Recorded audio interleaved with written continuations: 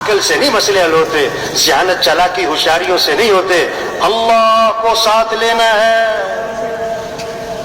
جیسے کسی کا مسئلہ پھنسا ہوتا ہے نا کہ جی فلاں وزیر صاحب کو بیچ میں ڈالو، کہ فلاں آئی جی صاحب کو بیچ میں ڈالو، کہ فلاں صدر صاحب کو بیچ میں ڈالو۔ تبلیغ میں پتہ کیا کہہ رہے ہیں؟ اے دنیا کے انسانوں، اپنے مسائل کے حل کے لیے اللہ کو بیچ میں ڈالو، اللہ کو ساتھ لے۔ کیسے کہ حضرت محمد صلی اللہ علیہ وسلم والے اعمال پر آئیں۔ یہ قرآن مسئلوں کا حل ہے، قرآن مسئلوں کا حل ہے۔ پڑھنا مبارک، یاد کرنا مبارک، لیکن قرآن مسئلوں کا حل ہے۔ کاموں کا بننا اسی میں تو چھپا ہوا ہے۔ بوڑھی اماں دیہات کی رہنے والی، بیٹا پڑھ لکھ گیا، باہر ملک چلا گیا، اب وہاں سے وہ چیک بھیجے اماں کے لیے۔ ایک چیک آیا، دوسرا آیا، اب وہ چیک لے، اسے پڑھنا وڑھنا تو آتا کوئی نہیں، اس کو چومے اور اس کو چاٹے سنبھال کے رکھ دے۔ اگلا چیک آیا، چومے چاٹے سنبھال کے رکھ دے۔ اب جناب کئی سارے چیک گھر میں کھانے کو نہیں ہے، فاقے پڑے ہوئے ہیں، دوائی کے پیسے نہیں ہیں، مسائل بنے ہوئے ہیں اور چیک پہ چیک جمع ہو رہے ہیں۔ اب اس چیک سے فائدہ کیوں نہیں اٹھا رہی؟ اسے پتہ ہی نہیں اس میں ہے کیا۔ حاجی طبقہ جو قرآن کو چومتا بھی ہے اور قرآن کو رکھتا بھی ہے، اور قرآن بہت اچھی بات ہے قرآن، لیکن قرآن کو سمجھتا، قرآن مسئلوں کا حل ہے۔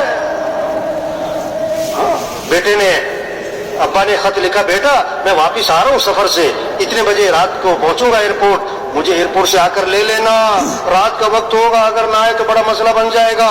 اب بیٹے کے پاس خط آیا، اس نے اس کو چوما اور اس کو ماتھے سے لگایا اور اس کو پڑھا اور سینے سے لگایا اور سنبھال کے لپیٹ کے رکھ دیا، ایئرپورٹ لینے نہیں گیا۔ اب ابا جی پہنچے، بڑا پریشانی، بڑی مشکل سے گھر پہنچے۔ بیٹا میرا خط نہیں آیا تھا؟ آیا تھا، پڑھا نہیں تھا؟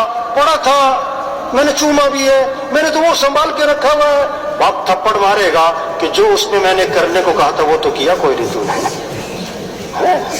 قرآن کو یاد کرنا مبارک، قرآن کو چومنا مبارک، قرآن کو پڑھنا مبارک، لیکن بھائی قرآن پر عمل کرنا ہے۔ اس میں مسئلوں کا حل چھپا ہوا ہے۔ اس میں کیا چھپا ہوا ہے؟ اللہ وجہ ما اصابکم من مصیبت فبما کسبت ایدیکم، جو بھی تم پر مصیبت آتی ہے قرآن بتا رہا ہے وہ تمہارے کسی گناہ کی وجہ سے ہے۔ ایک صحابی آئے، عرض کے حضور فلاں آدمی کا مال تھا، سمندر کے کنارے پانی کی لہریں آئیں، سامان بہا کر لے گئیں، آپ نے کیا فرمایا؟ جو مال بھی ضائع ہوتا ہے خشکی میں یا تری میں، وہ زکوٰۃ روکنے کی وجہ سے ہوتا ہے، زکوٰۃ نہیں دی ہوگی۔ قرآن تو مسئلوں کا حل بتا رہا ہے۔ قرآن کیا بتا رہا ہے؟ مسئلوں کا حل بتا رہا ہے، پریشانیوں کی وجہ بتا رہا ہے۔ پہلی قوموں پر عذاب کیوں آیا ہے؟ اللہ نے ایک وجہ بتائی ہے، ساری قوموں پر عذاب کی قرآن میں ایک ہی وجہ بتائی ہے، فَكُلًّا أَخَذْنَا بِذَنبِهِ، ہم نے ان سب کو پکڑا ان کے گناہوں کی وجہ سے۔ ظَهَرَ الْفَسَادُ فِي الْبَرِّ وَالْبَحْرِ بِمَا كَسَبَتْ أَيْدِي النَّاسِ، جو بھی فساد ہے خشکی میں تری میں وہ انسانوں کی بدعملی کی وجہ سے۔